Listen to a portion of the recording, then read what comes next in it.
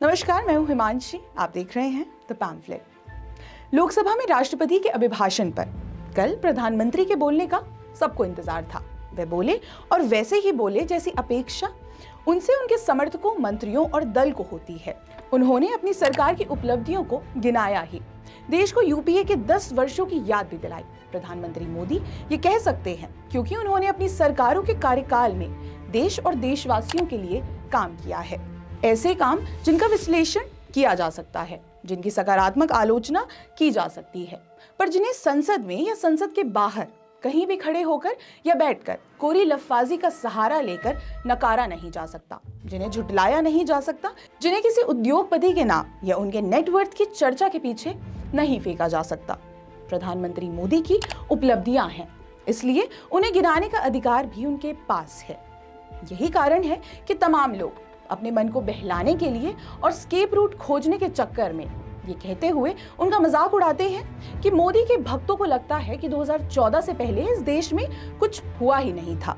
इस तरह की बात उनके समर्थकों, जिन्हें कुछ लोग भक्त कहते हैं, उनके सहारे मोदी की उपलब्धियों को खारिज करने के लिए ही की जाती है। हालांकि जो लोग ऐसी बात करते हैं वे जानते हैं कि पिछले 9 वर्षों में प्रधानमंत्री मोदी ने अनगिनत बार न केवल संसद में खड़े होकर बल्कि सार्वजनिक सभाओं में भी कहा है कि उनसे पहले जितने भी प्रधानमंत्री आए, उन्होंने और उनकी सरकारों का भारत के निर्माण में बड़ा योगदान है। अपनी सरकार की उपलब्धियों को गिनाने के साथ उन्हें ये अधिकार भी है कि वे उनसे पहले की सरकार की नाकामियों, उनके भ्रष्टाचार और आचरण की बात भी रखें। आखिर लोकतांत्रिक संवाद में राजनीतिक दल और उसके नेता क्या कहते हैं? राहुल गांधी और प्रधानमंत्री मोदी दोनों ने राष्ट्रपति के अभिभाषण पर संसद में अपनी बातें रखी। उनकी बातों, दावों और उनमें निहित तथ्यों का मूल्यांकन देश करेगा, पर चूंकि बात संसद की थी, इसलिए आवश्यक है कि कुछ बिंदुओं पर चर्चा हो। ऐसे बिंदु जो संसदीय लोकतंत्र के नियमों, उसकी मर्यादा और परंपरा का न केवल हिस्सा रहे बल्कि उनका पालन आवश्यक है।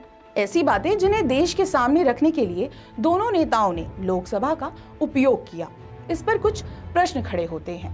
प्रश्न ये है कि राष्ट्रपति के अभिभाषण के जवाब में राहुल गांधी ने संसद में जिस तरह से अपनी बातें रखी और जो बातें रखी, क्या वह उसी तरह से संसद में रखी जानी चाहिए थी? प्रधानमंत्री को किसी तथाकथित कटघरे में खड़ा करने के उद्देश्य से उन्होंने अडानी के नाम का जैसा इस्तेमाल किया। क्या उन्हें करना चाहिए था या उन्हें ऐसा करने देने के लिए अनुमति दी जानी चाहिए थी? क्या लोकसभा के नियम राहुल गांधी पर लागू नहीं होते? संसदीय कार्रवाई की शर्तें क्या उन्हें ऐसा करने की अनुमति देती है? आखिर उन्हें कौन सा प्रिविलेज मिला हुआ है कि वो प्रधानमंत्री पर एक फोटो के सहारे आरोप लगा लें? जब उनके संज्ञान में ये बात लाई गई कि वे बिना नोटिस दिए और बिना सबूत के प्रधानमंत्री मोदी पर आरोप नहीं लगा सकते, तो उनका जवाब था कि वे बाद में सबूत दे देंगे। अब प्रश्न ये है कि आखिर संसद में आवश्यक आचरण का दायित्व क्या केवल भारतीय जनता पार्टी के सदस्यों का ही है? राहुल गांधी चौथी बार संसद के लिए चुने गए। देश की ऐसी क्या मजबूरी है कि उसे राहुल गांधी से संसद के नियमों के पालन की अपेक्षा करने का अधिकार नहीं है? आखिर वे संसद में बोल रहे थे, किसी चुनावी सभा में नहीं। वे अपनी माताजी या अपनी पार्टी के लिए अभी भी नन्हे मुन्ने बच्चे हो सकते हैं, पर देश उनके ऐसे आचरण को क्यों झेले और कब तक झेले? न केवल सरकार या विपक्ष में बैठे संसद सदस्यों को बल्कि लोकसभा संचालन करने वालों को कभी स्वयं से प्रश्न करना चाहिए कि ऐसा आचरण करके राहुल गांधी बार बार क्यों और कैसे निकल जाते हैं।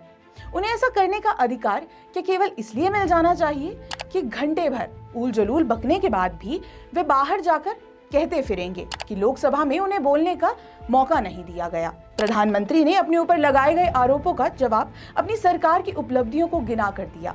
आरोप लगाने वाले पूछेंगे कि उन्हें आरोप का उत्तर क्यों नहीं दिया। इस प्रश्न का उत्तर इस बात में है कि आरोप लगाने की प्रक्रिया और तरीका क्या था। संसदीय नियमों की अनदेखी करके आरोप लगाने को कितनी गंभीरता से लिया जाना चाहिए, ये प्रधानमंत्री जानते हैं। राहुल गांधी, अपनी पार्टी और समूचा विपक्ष चाहे जो कहें, आरोप का उत्तर न देना उन्हें स्वीकार करना नहीं होता।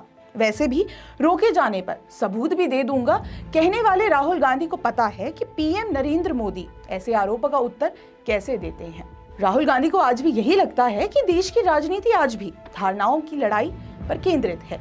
यदि उन्हें ये समझ नहीं आ रहा कि भारत की राजनीति पिछले 9 वर्षों में परसेप्शन और रियलिटी के बीच की लड़ाई है, तो उनके लिए प्रधानमंत्री मोदी क्या करें। राहुल गांधी ने लोकसभा का उपयोग आरोप लगाने के लिए किया, वे संसद के बाहर भी यही करेंगे। पर यह उचित समय है ये तय करने का कि संसदीय नियमों की अनदेखी करना उस लोकतंत्र के लिए घातक है जिसे बचाने का दावा राहुल गांधी और उनके मिनियंस रोज करते हैं। अगर आपको हमारा वीडियो पसंद आया हो तो वीडियो को लाइक, कमेंट, शेयर करना ना भूलें और हमारे चैनल द पैम्फलेट को जरूर सब्सक्राइब करें। धन्यवाद।